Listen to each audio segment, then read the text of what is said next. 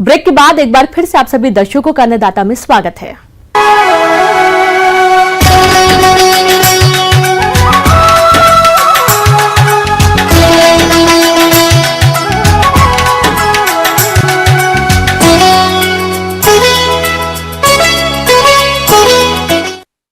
हल्दी औषधीय गुणों से भरपूर फसल है। इसकी खेती करके किसान अच्छा मुनाफा भी कमाते हैं और अभी इसकी बुआई करने का सही समय चल रहा है। अगर आप भी हल्दी की खेती करने जा रहे हैं तो कौन सी बातों पर खास ध्यान दें, इसके लिए देखिए हमारी ये खास रिपोर्ट।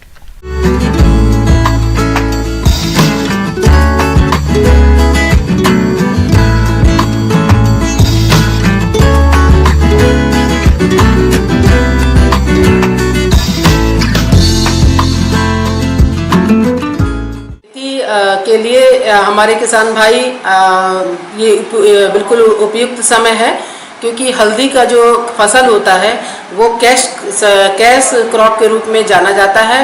नकदी फसल के रूप में हम इसको मानते हैं, क्योंकि इसकी एक बार जब खुदाई होती है तो एक मुश्त आपको उसका प्रोडक्शन होकर और उसे आप उत्पादन करके पैसे ले सकते हैं। तो हल्दी की खेती करने के लिए कौन कौन सी बातों का ध्यान रखें ये आप जान लें। सबसे पहले तो हल्दी की जो खेती है वो ऐसे खेत में करनी चाहिए जिस खेत में जो मिट्टी है वो हल्की हो और बलुई दोमट हो। भुरभुरी मिट्टी होने से जो हल्दी का कंद होगा, गांठ होगा, काफ़ी स्वस्थ और अच्छी तैयार होगी। कड़ी और जो केवाल टाइप की मिट्टी होती है, ऐसी मिट्टी में आप हल्दी की खेती नहीं कर सकते। तो खेत के लिए उसकी तैयारी करना आवश्यक है। खेत की तैयारी के लिए कम से कम 2 से 3 बार खूब गहरी जुताई कल्टीवेटर से करें, ताकि मिट्टी पूरी तरीके से भुरभुरी हो जाए और उसमें किसी भी तरीके के ढेले या कंकड़ पत्थर ना रहें। इसके साथ ही जब खेत की तैयारी आप कर रहे हों तो खेत की तैयारी करते समय उसमें सही मात्रा में खाद एवं उर्वरक का प्रयोग करें। यदि खेत में नेमाटोड की समस्या हो तो प्लास्टिक सोलराइजेशन अप्रैल के महीने में ही कर ले, तभी क्यारियां बनाएं। खेत की तैयारी के समय ही जो सड़ी कंपोस्ट यानी कि सड़ी गोबर की खाद जो पूर्ण रूप से तैयार हो गई हो, ऐसी खाद को 200 से 250 क्विंटल प्रति हेक्टेयर की दर से खेत में अच्छी तरीके से मिला दें। साथ में नाइट्रोजन जो है 100 से 150 किलोग्राम प्रति हेक्टेयर की दर से और फास्फोरस लगभग 50 से 60 किलोग्राम प्रति हेक्टेयर की दर से और पोटास 100 से 150 किलोग्राम प्रति हेक्टेयर की दर से मिट्टी में अच्छी तरीके से मिलाना है। लेकिन इन सभी खादों के साथ ही नाइट्रोजन की जो मात्रा है वो आपको 3 डोज में अलग अलग करके देना होगा। पहली मात्रा जो है जो खेत तैयार करेंगे तब देना है। जैसा कि मैंने बताया कि लगभग नाइट्रोजन आपको 100 से 150 किलोग्राम प्रति हेक्टेयर की दर से आपको देना है। तो इतना नाइट्रोजन देने के लिए आपको पहला डोज जो है उसका, यानी कि जब आप हल्दी की रोपाई कर देते हैं तो लगभग उससे 40 से 45 दिन बाद जो है दूसरा उसका डोज देंगे, यानी कि दूसरा छिड़काव यूरिया को खेत में डालेंगे। इसके बाद जो तीसरी बार 80 से 90 दिन का जब आपका फसल हो जाएगा तब उसमें मिट्टी चढ़ाते समय यूरिया का आपको प्रयोग करना है। तो इस तरीके से 3 मात्राओं में आपको देना है। और इसके साथ ही साथ जो रोपाई का जो टाइम है वो 15 मई से लेकर 15 जून तक का उचित समय होता है। परंतु यदि हमारे जो किसान भाई 15 मई से लेकर 30 मई तक इसकी बुआई करते हैं तो उसमें उत्पादन सर्वाधिक पाया गया है, ऐसा देखा गया है। मैदानी क्षेत्र में मिर्च और अन्य फसलों के साथ मुख्यतया सब्जी वाली फसलों में इसे मिश्रित फसल के रूप में लगाया जाता है। इसे अरहर, सोयाबीन, मूंग, उड़द की फसल के साथ भी लगाया जा सकता है।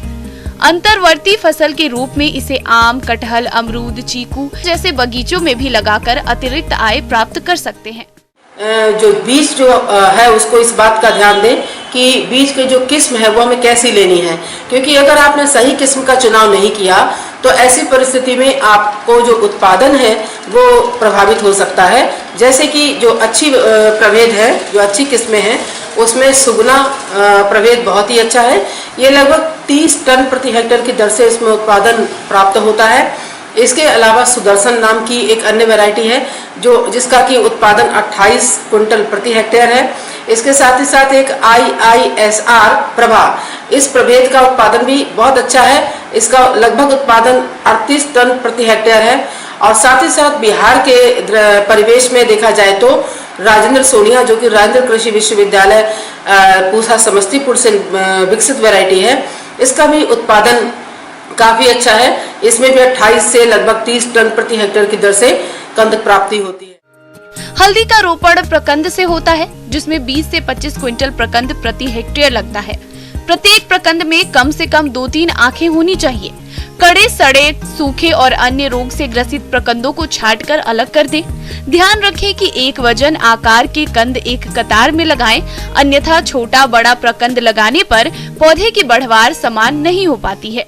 कंद से है, अगर आप कंद का जो गांठ होती है हल्दी की, उसका रोपाई से पहले कार्बेंडाजिम और मैंकोजेब, आजकल ये दवाई बाजार में कंपोजिशन से मिलती है, जिस बाजार में कई नाम से मिलती है।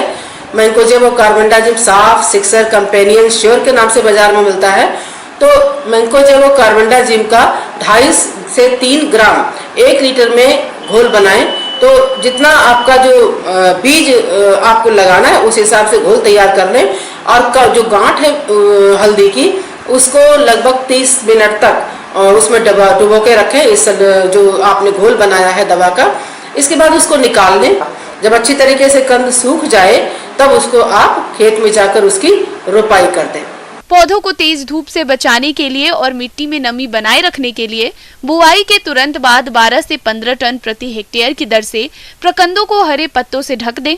बुआई के 40 और 90 दिन बाद घास पात निकालने और उर्वरक डालने के बाद 7.5 टन प्रति हेक्टेयर की दर से दोबारा हरे पत्तों से झपनी करें। हल्दी की फसल को सिंचाई की अधिक आवश्यकता नहीं होती है। यदि गर्मी में इसकी बुआई की जाती है तो मॉनसून आने से पहले इसकी सिंचाई करना जरूरी है। इस दौरान कम से कम 4 से 5 सिंचाई कर सकते हैं।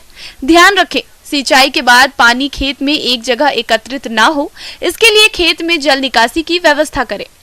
जैसा कि बताया था मैंने कि जब आप निकाई गुड़ाई करेंगे तो उस समय लगभग आपको पहली निकाई गुड़ाई में 40 से 60 किलोग्राम खाद आपको उस समय देना होगा। और इसी के साथ साथ जो निकाई गुड़ाई, कम से कम 3 से 4 निकाई गुड़ाई इसमें करने की आवश्यकता पड़ती है। आगे